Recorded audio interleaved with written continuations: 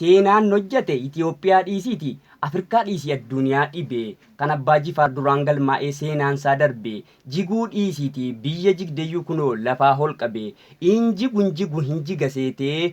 tolan rakkatiin injiru nakka durii siichi nabdatiin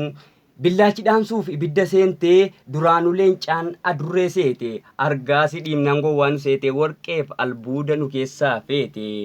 ijaarsa ayyuuti faajjii waloomaa jaalalaan toltiin jireenyi namaa undeen jaalalaa jimmatti argama mukki dhaabamus yoo undeen tole ka firiin nyaatama mukki dhaabamus yoo undeen tole firiin nyaatama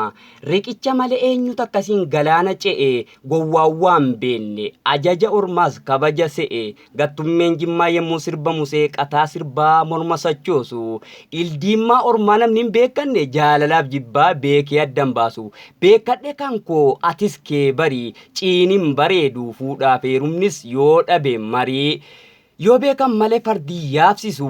gootummaan maqaa nusin taasisu nusin caalchisu.